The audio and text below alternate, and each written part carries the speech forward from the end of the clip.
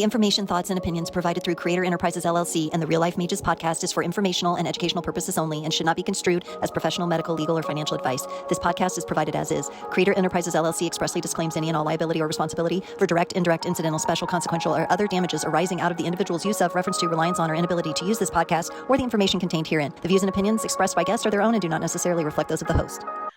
Hello, everyone, and welcome to another episode of Real Life Mages.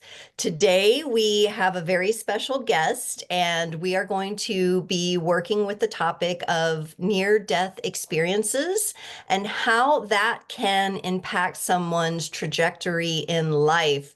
So it's a fascinating topic. And I think you're going to find our guest to be extremely interesting. So I'm going to provide a brief introduction for her.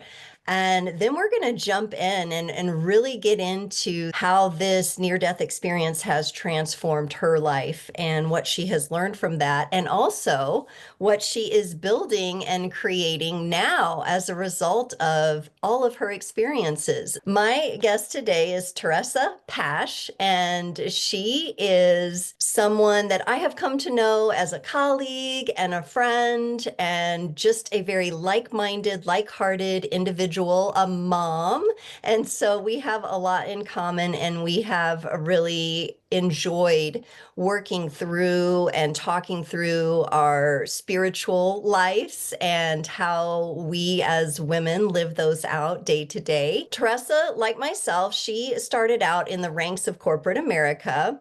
She found a lot of success in breaking through that glass ceiling. However, she then had a car accident that changed her life, and this resulted in a traumatic brain injury that required her to rewire her mind, her body, and her soul through many attempts to recover from what is debilitating pain, but also the emotional trauma. And all of this opened up pathways to heal things that she had been carrying around for quite some time. So those lifelong traumas, those things we keep buried. Through the process, she realized the accident actually gave her a brain awakening, which allowed her brain to be free of the hustle and bustle of the corporate world that kept her chained to a life where success was based on how hard she worked rather than living a heart-centered life where her best work can unfold. Teressa ended up having a second traumatic brain injury that happened not too long after she discovered her husband's infidelity. This reinforced her belief that it was another brain awakening, another opportunity to jolt her out of a state of self-pity and into an empowered state where she felt she could really take on the world with her gifts, talents, and abilities. So she's been able to work through and accept her traumas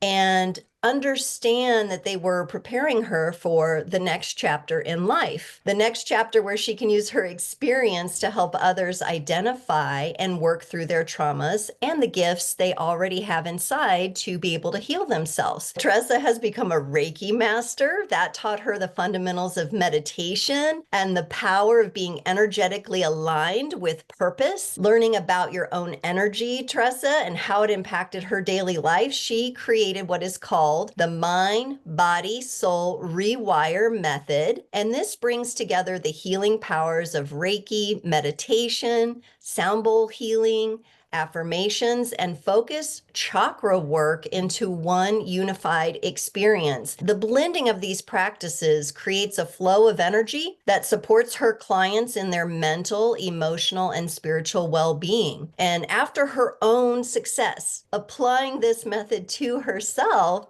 she introduced it to her clients, and they have reported improvements in mood, anxiety, sleep, energy, and the big one, pain. A lot of people are living life in pain. And so this is a huge offering and a huge transformation that you've gone through, Teressa. So I've spoken a lot to introduce you here, but in your own words, can you talk about that very first traumatic brain injury and a little bit about your near-death experience? Because I think people want to know, what did it feel like? Where was your mind? Were you unconscious? Were you aware of what was going on? How might you spiritually have connected during that time where the brain was in a state of shock and healing? Yeah, so it's I'm getting a little emotional because I'm sitting here thinking there was such a long time that this was such a negative thing, and it happened to me, and I was a lesser of a person, and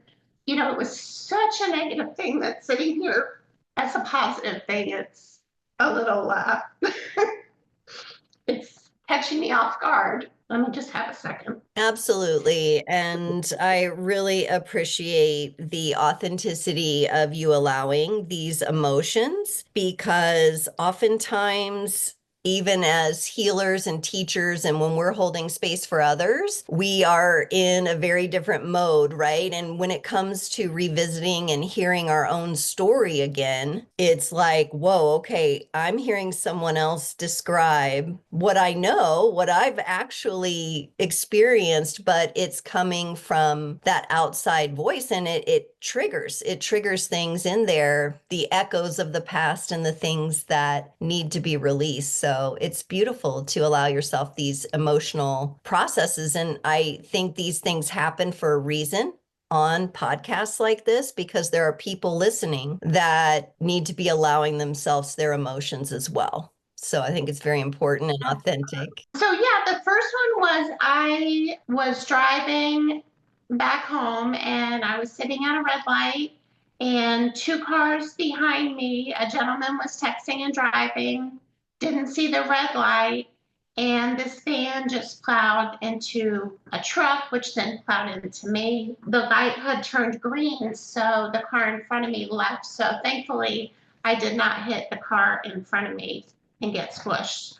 What happened after that's kind of hazy. I had in a Reiki session, a Reiki Master did help me bring back some memories. One of those is I got out of the car. So I was walking, got out of the car, and I looked at the back and I was like, oh, that's not too bad. I thought the force, I thought, oh my God, my car's going to be totaled. And it wasn't that bad, but man, something just hit me and I had to go sit down and I had to lay down, and the ambulance came over, the sheriff came over, and I had talked to my husband, who said, I'm on my way, don't go anywhere, because they were wanting to put me in the ambulance, take me to the hospital. He's like, no, I'm going to take you. I want to take you. So he picked me up on the way to the emergency room. I said, you got to pull over. I'm going to get sick. And then it was like, okay, got a concussion, clear sign there. The emergency room that we went to was full, understaffed. It was, we'll get you in for a CAT scan, see what you've got going on. Thankfully, everything was clear on the CAT scan, and they sent me home and said, follow up with your primary care. But it was kind of like we came home and I was in pain, and the next day I was sore. There wasn't for this one, it wasn't a quick, oh, here's all the problems. It was a slow, I had to live my life to see that, oh gosh, something's not right. I can't find words, double vision, I can't read. I don't remember if I ate today. It was more, I had to live my life to see what all the damages, I guess if you want to say, what the damages were. And the number one thing was pain. It was the headaches associated with the brain injury. Imagine someone is nailing, hammering a nail in your head. Imagine someone is taking sandpaper and just scratching your eyeballs, stabbing pain in the back. You're just in a fog. And I see your lips moving, but I don't even hear you. And nothing worked for the pain. So it was just a matter of time. And then the more time that went by, the more damages I saw that it had done. Initially, my neurologist said, oh, give it 6 months, you'll be fine. Well, we're going on 8 years later. Now, I am much better. I've gone through, I can't tell you how many supplements I've tried, Reiki and breathing and meditation and sound bowl, all of the things that I've put together have come from my experiences for what worked with me. And then the people that I've gotten to know in the near-death experience brain injury community, what worked for them. I've kept a lot of notes. I've kept a lot of information that I can reference to say, oh yeah, I tried that. This worked, this didn't work. I've moved on to something else, or this is still part of my daily routine. So, as you mentioned, I was Miss Corporate America. I loved my job. I loved who I was. I mean, I didn't like working at small companies. I loved the big companies. I loved the culture, that environment. And it was just, I couldn't do it anymore. I have lost the ability to do any kind of hard math.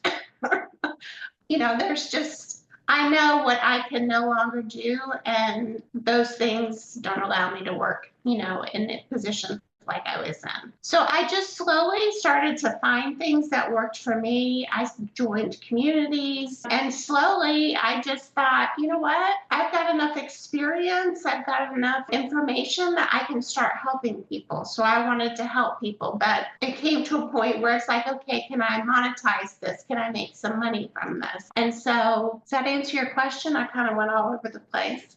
Yeah, no, I definitely wanted to get into what that was like. And I think when people initially think of a near-death experience, they might think of someone who was instantly unconscious and in a coma. But we're talking about the complexities of the brain here and how a car accident, a major concussion, whiplash, these kinds of things. I mean, there's our brain stem in the back of the neck connecting to our vision. You said you had reaction in your eyes. So there was damage, and your brain was probably all this time and still is in the process of repairing itself. And so it completely affected your ability to navigate through your five senses, through your ability to have some of the more complex mathematical analysis kind of computations that maybe came easy for you before. And so understanding that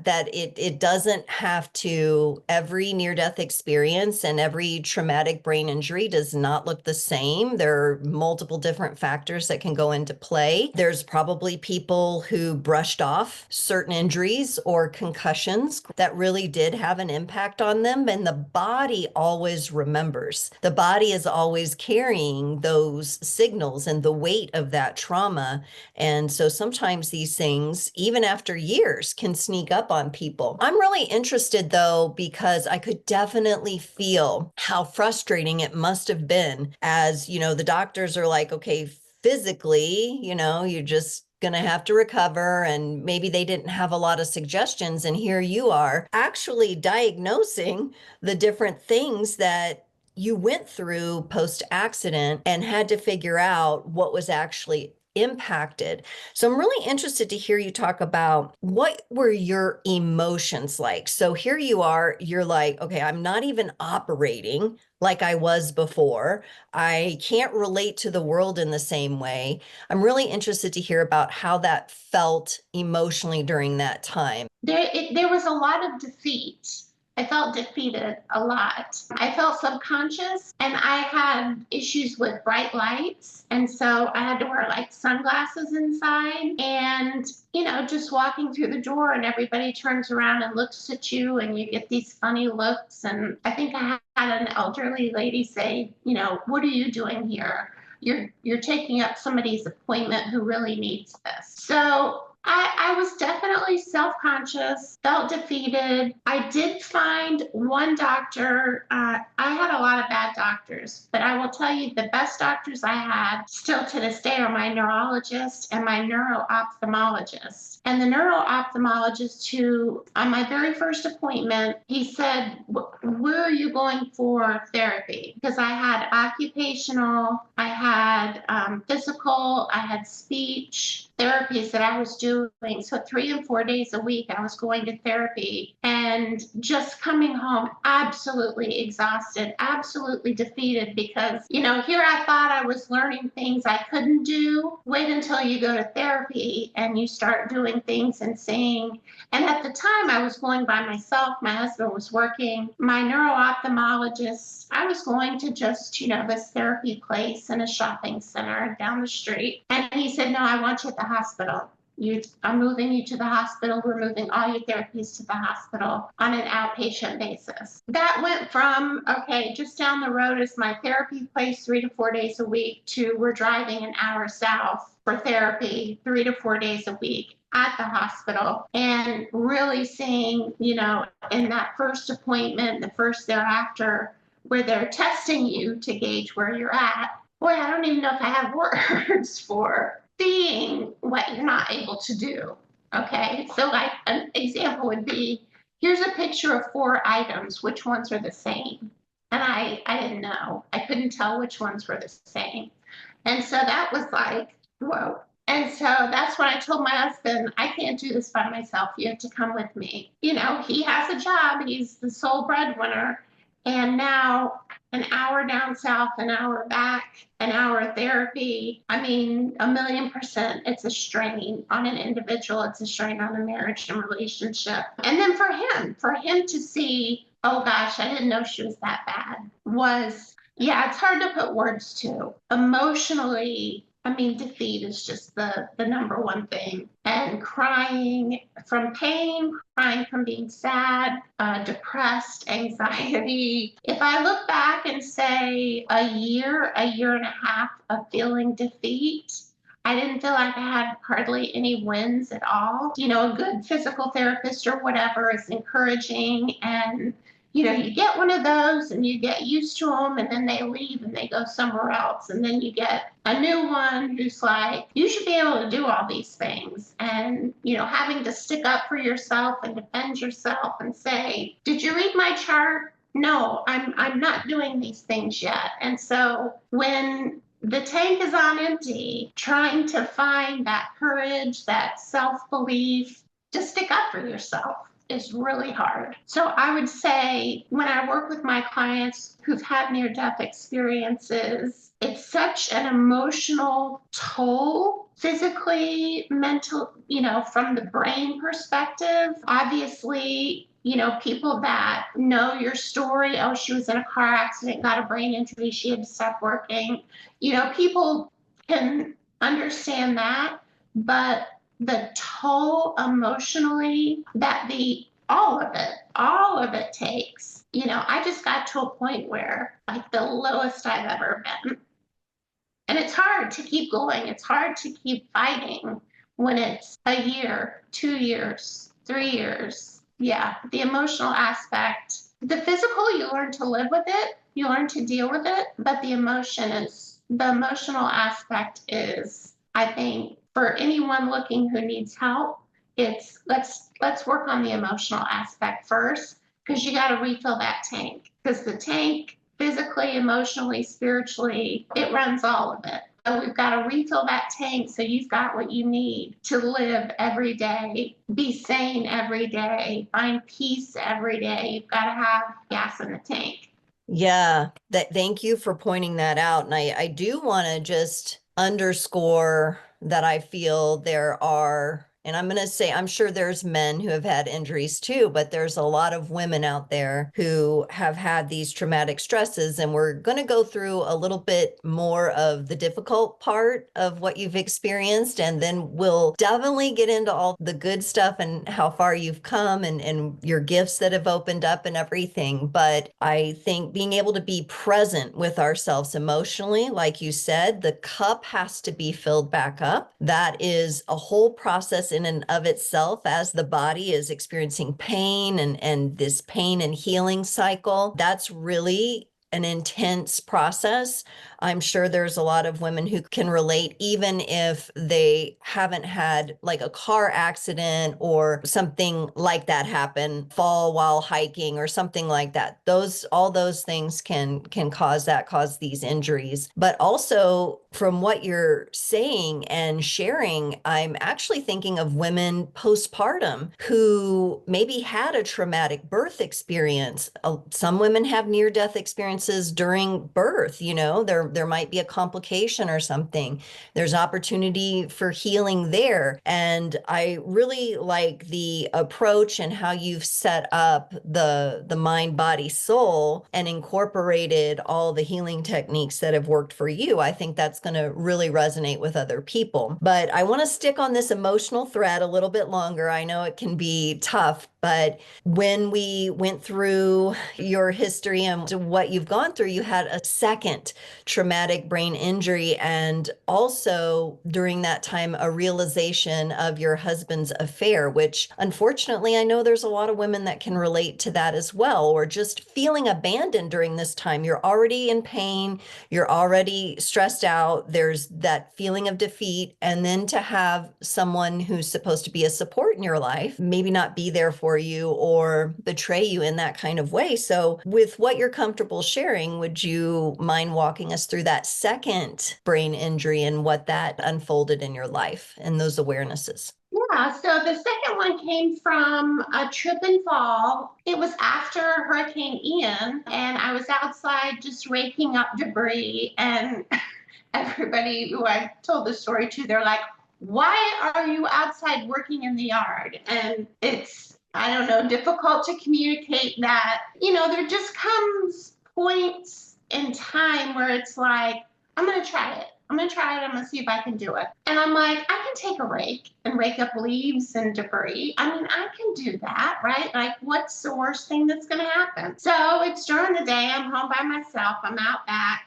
We lost a couple trees in the hurricane. And so some trees were still up, but a lot of branches were down. Some trees were all the way down. And I just remember as I'm raking up, I feel my foot get caught and I'm falling, and I see I am falling straight into this branch, and I'm going to hit myself on this branch. So I knew what was getting ready to happen. That was the last memory. Oh my God, I'm going to hit my head on this branch at falling force. And so I don't know how long I was out, and I have no idea how I got to sit next to the pool.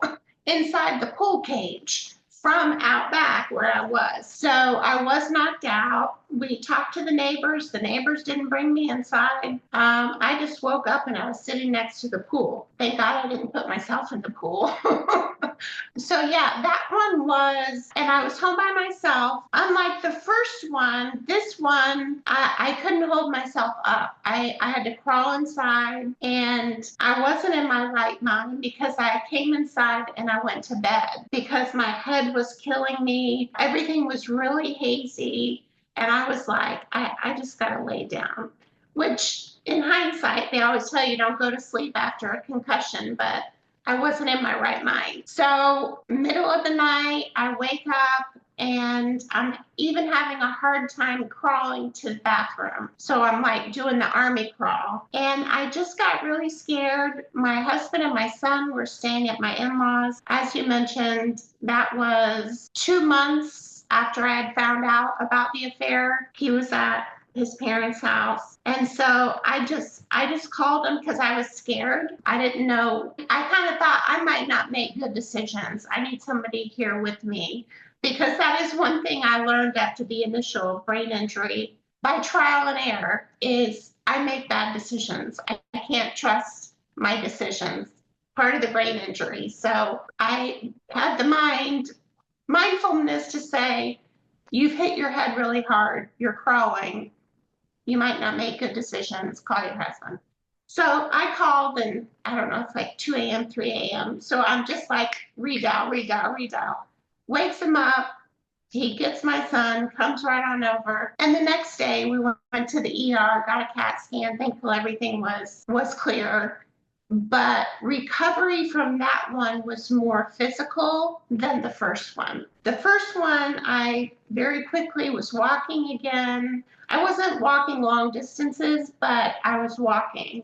The second one was much more physical in the recovery. Okay, so at the time of the actual second injury, you were about 2 months into was it a physical separation with your husband after finding out that he had an affair during the time you're doing all this healing from the first one? Is that kind of how all of this came about? Yeah, it was. I think it all kind of started about a year and a half in. It was during COVID. Most everyone was in lockdown, but his job, his position, the company he works for, is an essential company. So they were still going into work every day, but only certain departments were there. He was going to an empty office where no one was, driving to work on roads that people weren't really driving because they were, in the house, and just watching me and kind of who I was before to who I am now,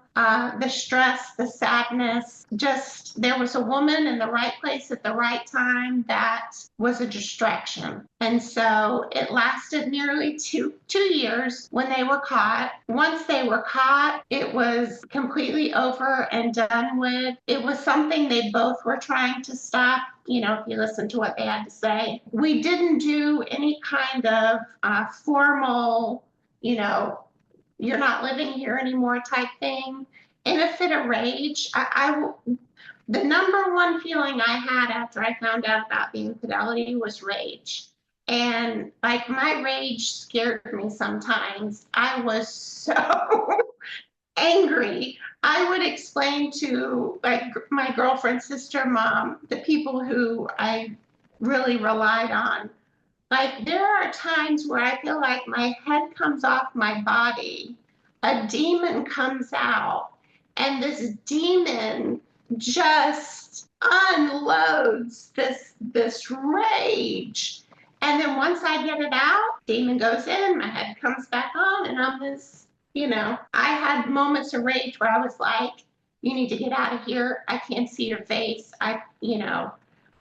This isn't, you take our son with you. I need alone time, or you need to go. He can stay here with me. There wasn't a formal, he was gone until this date when I said, okay, you can come home. It was more of just riding the roller coaster of emotions I was on every hour, every couple hours, every day, every couple of days. And then after I hit my head the second time, he was home for the most part after that.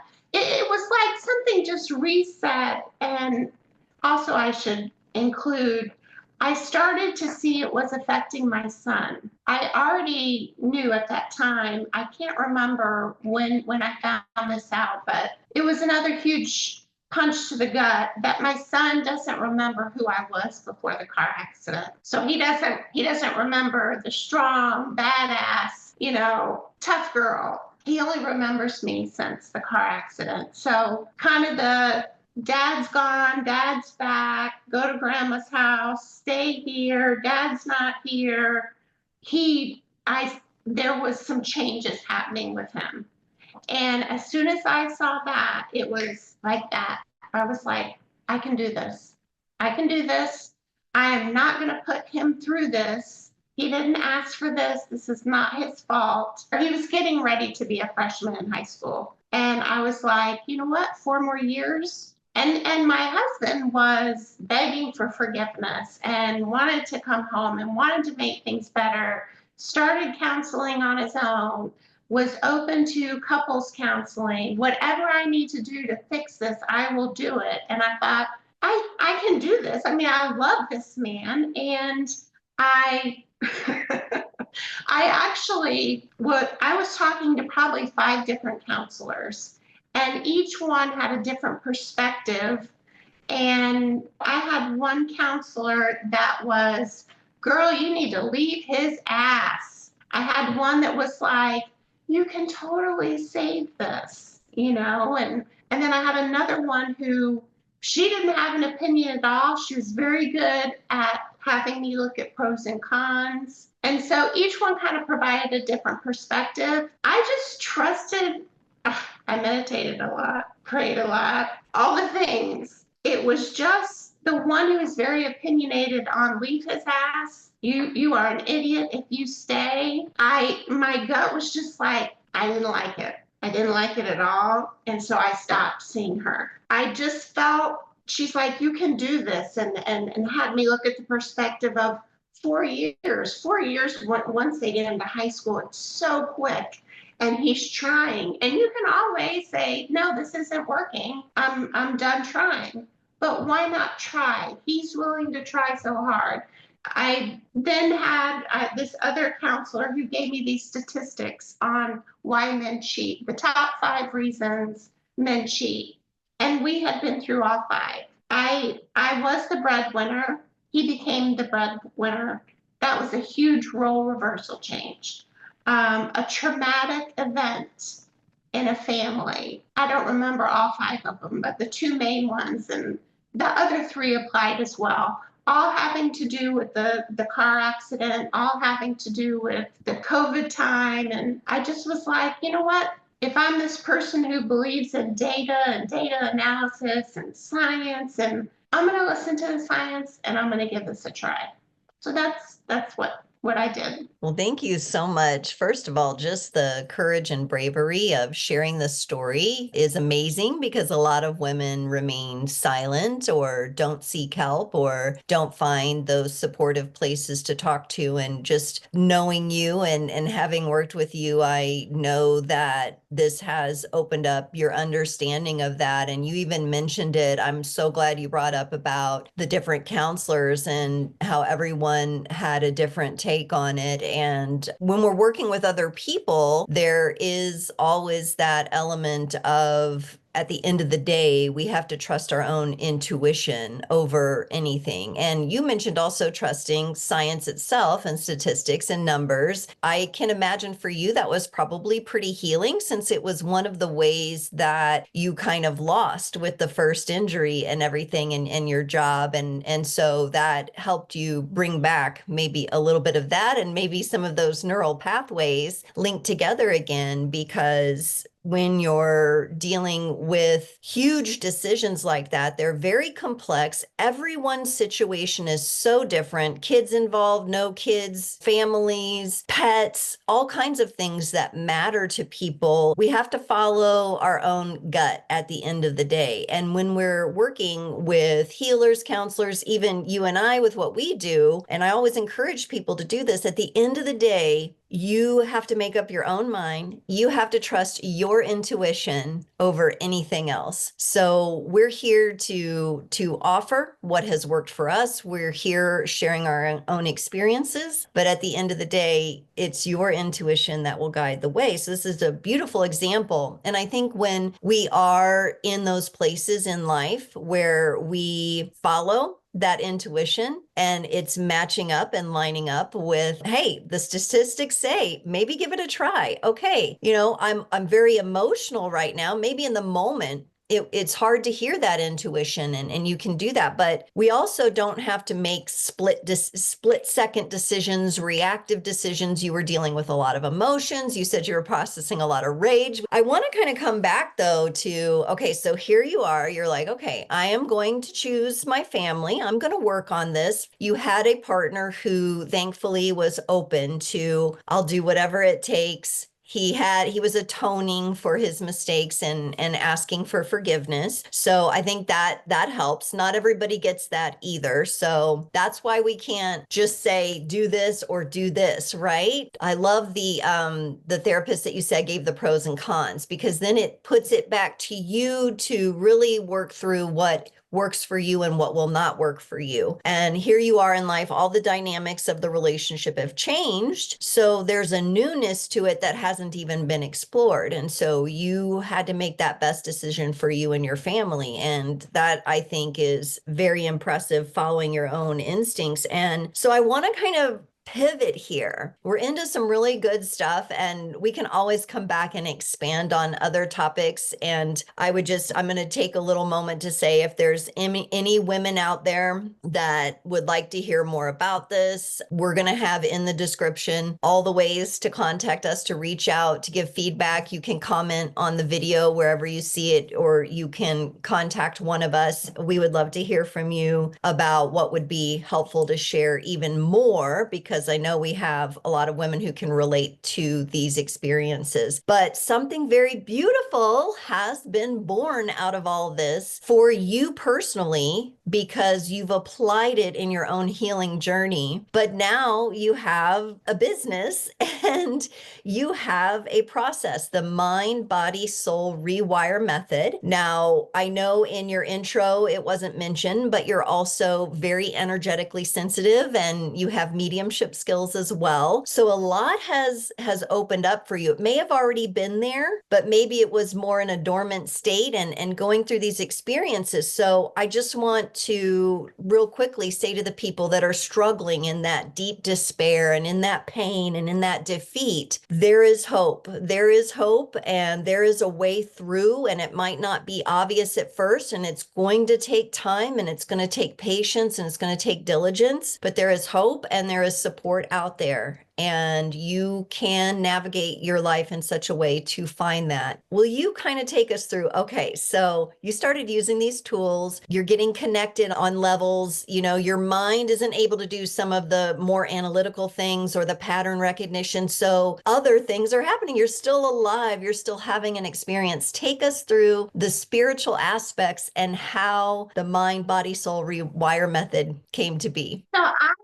found Reiki, the Florida Reiki Association, just happens to be about 20 minutes from where I live. It's at a place that is also, they do yoga certifications, they do sound bowl healing. It's a huge property out in a forest, and they have this building, you can rent it. People are putting on master classes and yoga classes and the teaching, and they do Reiki there, they do massage there. And so a friend of mine actually said, because I stayed in the house a lot because I felt safe in the house. And I wasn't going outside because I was scared of getting hurt. The sunshine, it's too bright. It's too hot. I feel too much pressure. I just was safe in the house. So she says, why don't you just go down there and just, it's full of wind chimes. You hear the trees blowing. And so it became a place that I felt safe at. And I felt a connection to nature. And I'd never heard of Reiki, no idea what it was at the time. So I was like, oh, well, let me get a Reiki session, see what this is all about. One of the owners of the facility, he did it. And I was like, well, that's kind of cool. And what I liked was how relaxed I got. And when I got relaxed, I noticed tension that started to ease. And then as the tension went away or lessened, the pain lessened. And so, because everything was about pain at that time, don't let the pain get any worse. And what can we do to make it a little bit better? So I thought, let me start researching pain and how muscle, fascia, I didn't know anything about fascia. I started learning about fascia and how it contributes to pain. I started doing, what would I say? I guess just getting in such a state that there was so much quiet, no noise in my safe house, and just do a body scan of where do I feel tense. And I'm going to stop where I feel tense, and I'm going to focus on it and see how much I can release. And then I started noticing, well, my pain's going down.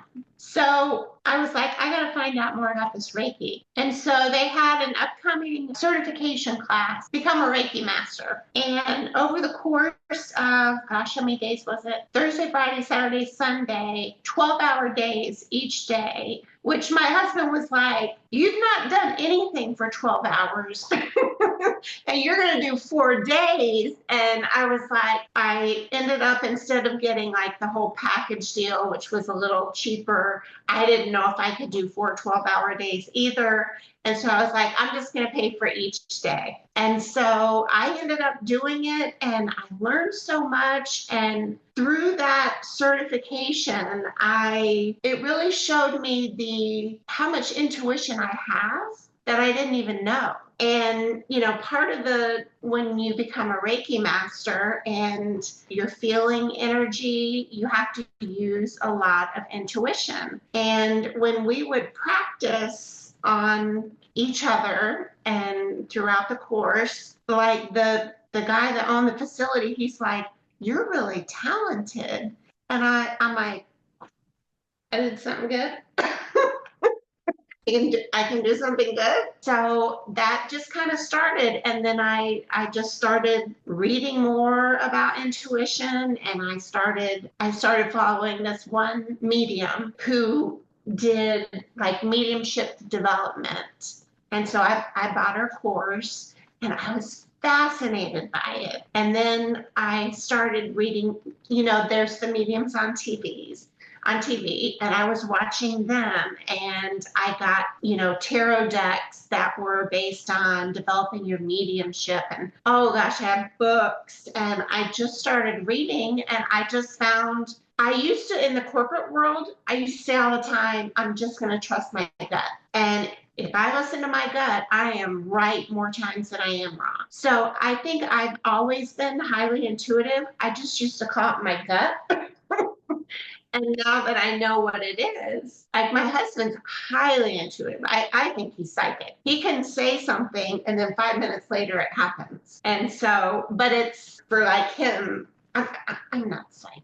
I know you believe in all that stuff, and I fully support you, but I'm not psychic. That's, So yeah, the becoming a Reiki master, and it just developed more of what I already had, and I learned what it really is. That's beautiful. I love it. And there are a lot of people out there with the gifts, talents, and abilities, but they're humble. They don't even try to be, but I'm not psychic, it's just me. It's what I do, like it's just what happens.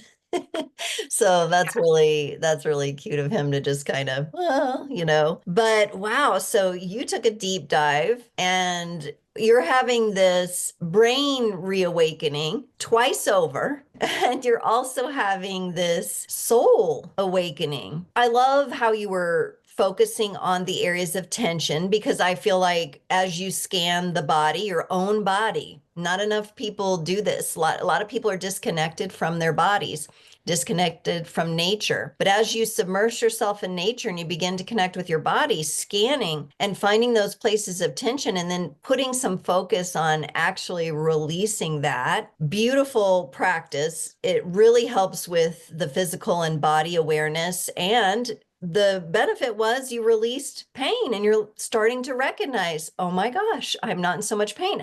I can do this. And so I'm really curious to have you explain. So we'll go back to the emotions again. So in a place of defeat, feeling judged, feeling embarrassed, feeling, depression and stress. Then you get into Reiki, and you begin to get into the interest with mediumship. You're exploring this in yourself. You're releasing a lot of tension and a lot of pain. How did you recognize your emotional state shifting when these things were happening here? I would say next to the pain, the next thing that kept me in a low place was the lack of energy. And I just didn't have any energy, and the brain fog. I noticed, and also I should rewind, my neurologist is big on the gut and the gut-brain connection. And if you heal your gut, you're going to heal your brain. And so initially, I had gotten so much information. I had gotten so many prescriptions.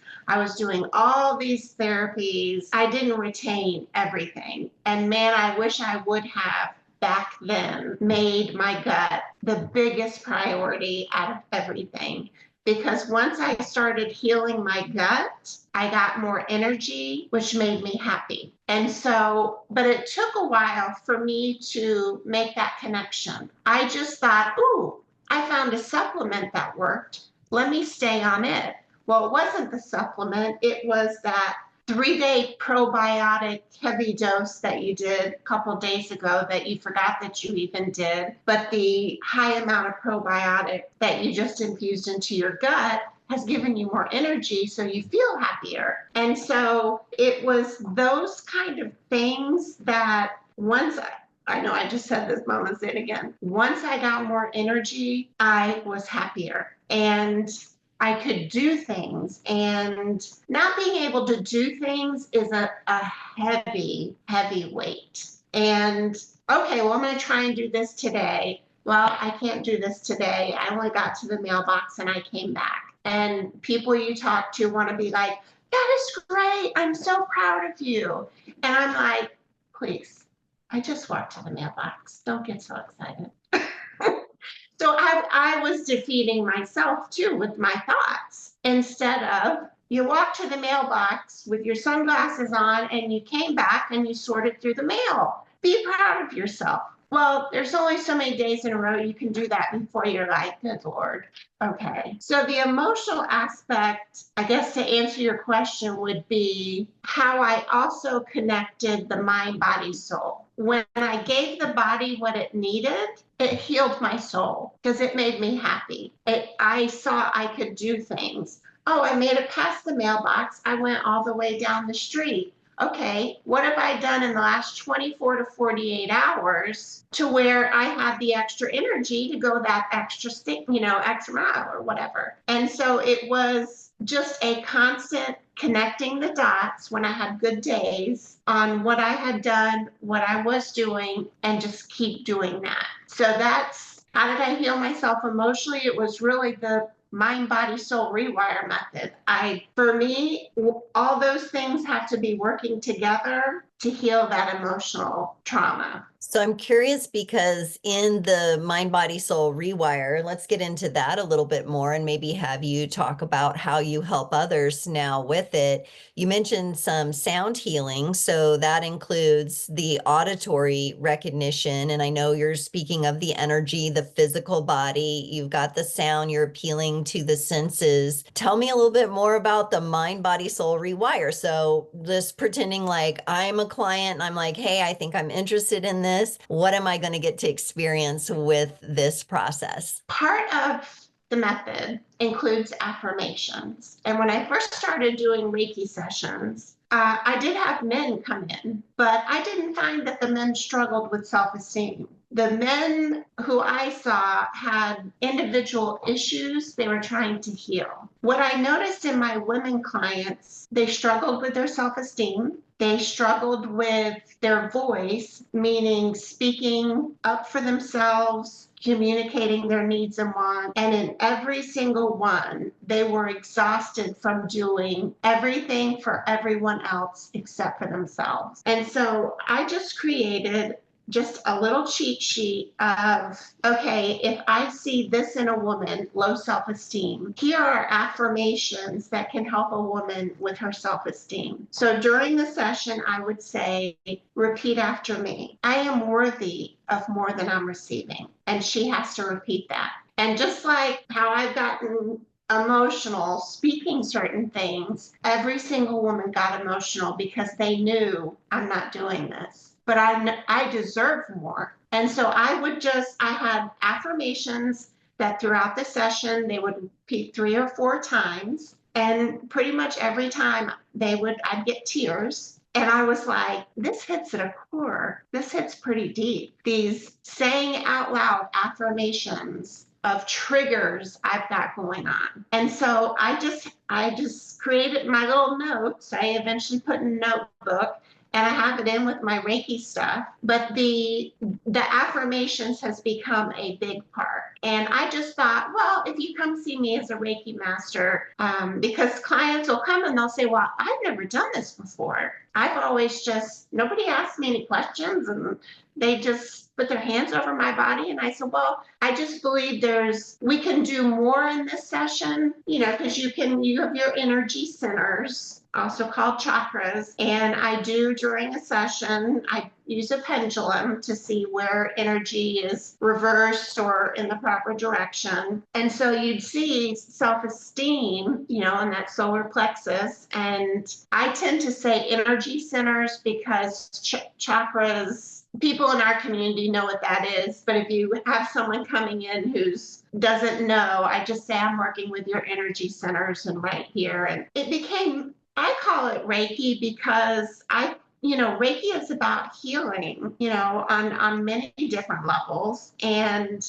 does more than just balance your energy. It does. It helps you with your soul. It helps you physically. And so it was what worked for me. And in my Reiki sessions and in a lot of my sessions, we'll start out with an energy scan or a body scan because, well, that's what worked for me. So I'm going to use it on my clients, and it works. I definitely feel that those energetic scans and the involvement of having someone affirm and talk, it allows you as the practitioner to observe how the energy is moving even more because the person is engaged. So it's a very unique kind of situation. So people who are familiar with Reiki, yeah, you might be used to going in an office, just laying down on the table and you just relax, maybe even fall asleep, right? And here you are, you're engaging a little more sensorially with people, and people being able to hear their own voice and speak certain words that maybe they've never said to themselves internally before. I can imagine, along with the energetic attention, that is quite healing. How do people reach out to you? So they're like, oh, wow, this has been fascinating. I want to learn more about this, or I've been through something traumatic. I know Teressa understands, right? It's really helpful when you're working with a practitioner who's been through it themselves and has come out the other side, right? Because they actually know the struggle. So people want to get in touch with you. I know you have a lot of goodies. You have freebies. Where do we send people? Tell us where to go. So you can find me on Instagram and Facebook at Yourself Evolved. I also have a website, Yourself Evolved. If you go to my website, you can sign up to receive my emails. Emails is where I have most of my freebies or discounts. Sometimes I will open that up to my followers on social media, but definitely if you're an email subscriber, you get first access to sales and opportunities to put your name in for freebies. I am proud of my blog on my website. It has 1 to 3 times a month I'll do a blog, and it'll be about something that either I'm going through that I think others are going through, how I'm handling it, how you can handle it, or it could just be about a topic. Recently, I did essential oils and herbs. So some of it's informational. Yeah. Yes, and I'll just add that I have worked with Teressa personally. Recently had a mediumship session with you. You've also done a tarot reading for me. Even though I'm a reader, I need people to help me sometimes. Sometimes I get stuck, even in my own art, right?